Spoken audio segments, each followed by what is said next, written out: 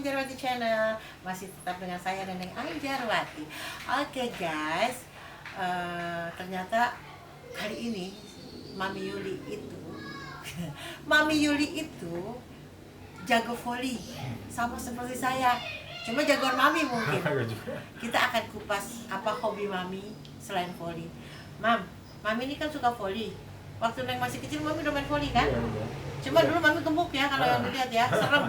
Takut aku lihatnya. Karena Mami sudah ambon, dulu hitam, sekarang juga masih hitam, cuma hitam manis. Udah gitu serem. Jadi kalau ngelihat takut karena mukanya Mami itu jutek. Ternyata hatinya lembut, selembut sutra. Hatinya Hello Kitty. Iya, Hello Kitty. Terus kenapa Mami bisa hobi voli? Apa senang sama cowok-cowok pemain voli? Ya, sebenarnya begini. Pada dasar sih berangkat dengan bagaimana kemudian Olahraga lah. di sela-sela kehidupan saya yang sangat istilahnya sangat pribadi ini kemudian berpikirlah atau tercuarlah pemikiran-pemikiran di mana bagaimana saya mensiasati untuk kemudian bisa membuat pendekatan dengan masyarakat umumnya. Jadi dari lewat voli ini kemudian saya bisa bergaul dengan ibu-ibu yang aku lihat bahwa pada zaman kayak masih di jalan sampai dengan saat sekarang udah usia seperti ini ya, dan pada waktu saya ketemu Bu Neneng ini atau Jeng Neneng ini masih muda, masih cantik. Sekarang emang udah gak cantik Mami.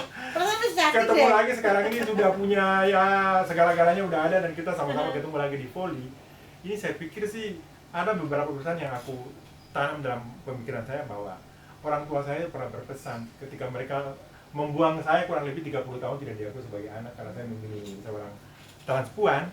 Kemudian saat ini mereka hanya berpesan bahwa kami harapkan bahwa nanti kamu harus bisa jadi orang yang berguna bagi banyak orang.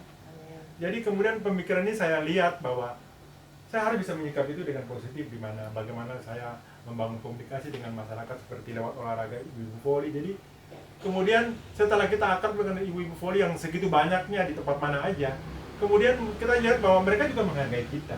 Iya. Dan teman-teman saya yang kemudian ikut di dalam kegiatan ini juga cukup banyak dan mereka juga memang sangat istilahnya diterima dengan baik, apalagi banyak juga mereka yang lucu, mereka yang pintar main voli dan ibu-ibu kemudian menganggap semuanya sama. Jadi aku pikir sih hal-hal ini yang menjadi salah satu dari bagaimana bentuk edukasi yang kita lakukan di dalam kehidupan sehari-hari. Jadi selain itu sih saya juga lebih banyak cenderung untuk melakukan kegiatan-kegiatan pelayanan, misalnya contoh pelayanan kepada orang-orang yang memang punya masalah-masalah seperti mereka tuh sakit atau mereka tuh misalnya contoh tidak bisa menghasilkan sesuatu. Karena saya berpikir bahwa ketika kita bisa melakukan hal-hal ini di dalam masyarakat, lama-lama juga orang itu akan bercerita kepada temannya, temannya akan bercerita lagi kepada temannya. Begitu pun ke dalam kegiatan voli seperti ini. Ibu-ibu voli satu nih misalnya contoh Bu Neneng akan nyampaikan lagi kepada teman, jangan takut, orangnya baik, orangnya ini, orangnya seperti yang itu. jelas seperti itulah. Ya. Kadang-kadang kita juga kan satu tim itu, Mami Yuli ikut ya, iya. Tenang aja, Mami Yuli orangnya baik kok, baik. Dan dia juga bisa menghargai kita sama-sama. Jadi mereka enjoy aja. Tapi Mam, yang jadi masalah, dengar-dengar Mami deket sama pemain voli. Ya itu kembali lagi ke selera sih. Kenapa nggak caranya pejabat aja atau bapak-bapak yang perutnya gendut duitnya banyak gitu, Mam? Kalau saya begini pemikiran kan udah suntuk dengan pekerjaan dan kegiatan setiap hari.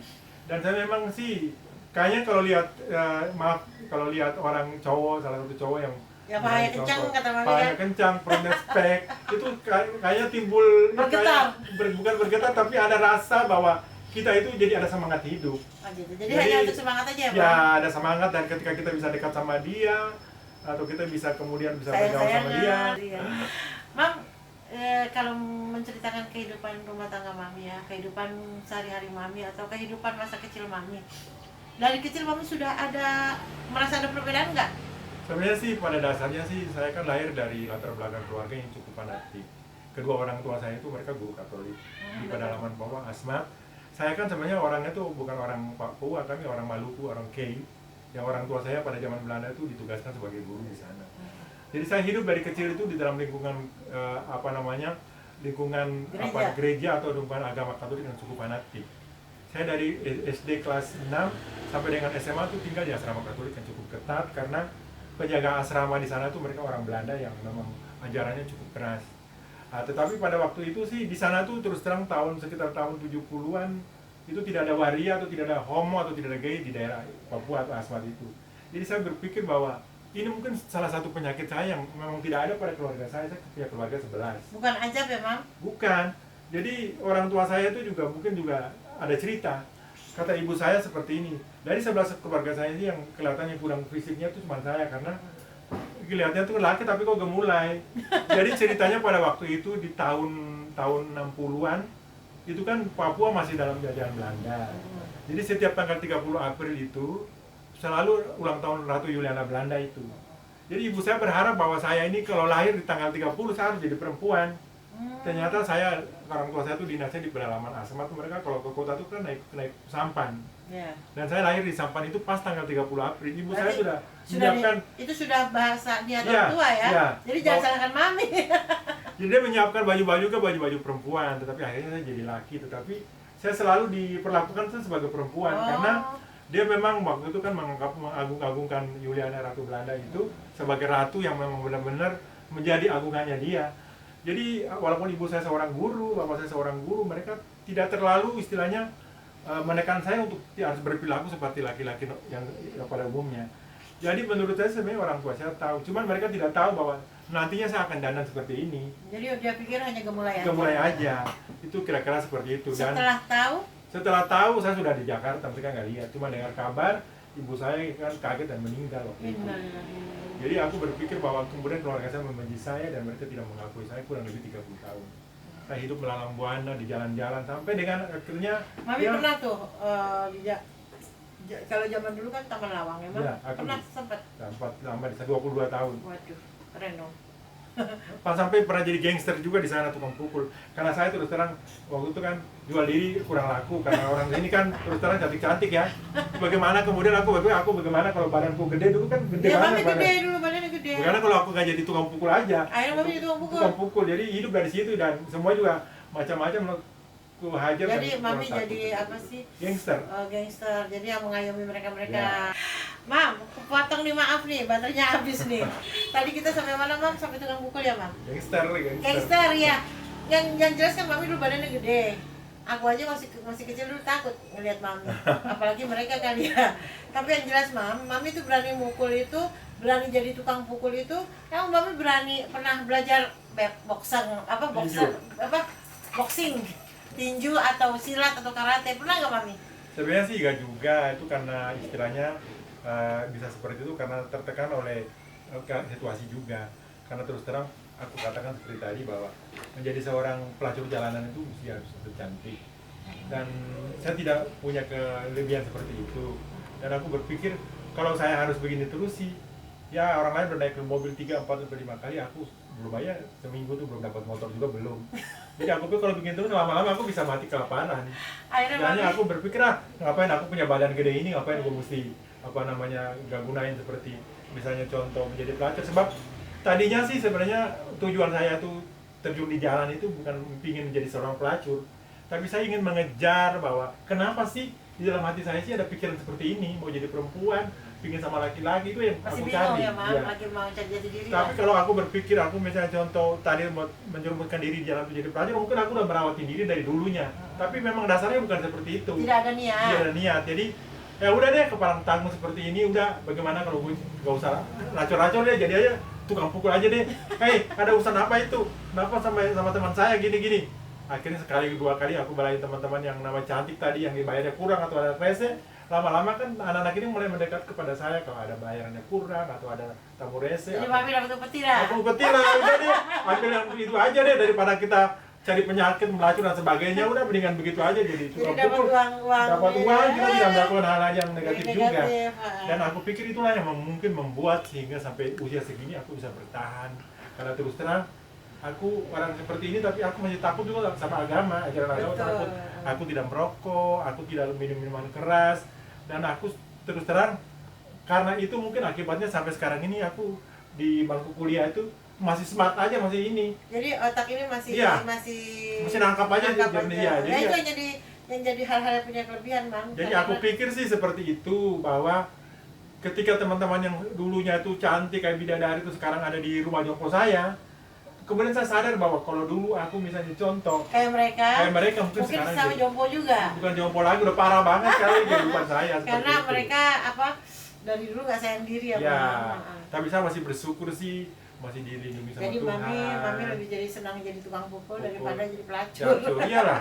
Sebenarnya sih Kasar ups. ember. Pokoknya ini, mami lebih suka jadi tukang pukul daripada jual diri. Iya. Itu kotornya. Karena memang juga nggak laku. Kalau laku mami pasti the best deh. Iya. Oke, Mam. Terus ini apa?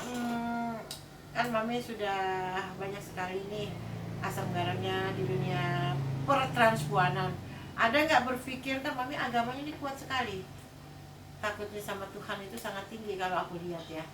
Ada nggak kayak mantan teman kita dulu yang meninggal kan, begitu dia meninggal dia kembali normal. Afi ya? Iya, yang kalau aku mati. Iya, Afi naik. Afi. Joko. Dia meninggalnya dalam kondisi laki-laki. Ada nggak mami berpikir ingin berubah, suatu saat ingin berubah kembali ke? Kalau dibilang sih soal itu sih, aku memang saya sendiri sih, karena keluarga saya itu rata-rata memang mereka sangat punya basic Katolik dan mereka fanatik. Saya juga tidak terlepas dari kehidupannya sebagai seorang transpuan ini untuk kemudian tidak berkiprah untuk melakukan hal-hal yang di luar pemikiran orang lain. Misalnya contoh, saya bukan gak punya duit, saya punya duit juga untuk melakukan misalnya contoh perubahan payudara atau woli. Tapi ya, aku nggak berpikir sampai di situ. Sebab aku berpikir sudah menjadi transpuan seperti ini aja juga sudah merasa kita salah. Jadi aku untuk sampai pemikiran sampai situ sih aku tidak berpikir, karena motivasi saya sih menjadi seorang transpuan. Kalau misalnya harus membuat payudara dan sebagainya kan mungkin sisi negatifnya itu akan beracun. Tapi saya sih bagaimana kemudian uang yang saya miliki itu saya bisa jadikan sebagai salah satu kekuatan untuk edukasi, terutama sesuatu yang bermanfaat. Kemudian saya bisa membangun rumah jompo untuk komunitas. Kemudian saya bisa membangun lagi sosialisasi dengan teman-teman yang ada di seluruh provinsi di daerah-daerah. Bagaimana kemudian ini bisa berguna bagi banyak orang. Tapi karena saya misalnya contoh berpikir untuk menyenangi diri saya sendiri, mungkin saya pikir juga tidak akan bertahan seperti ini.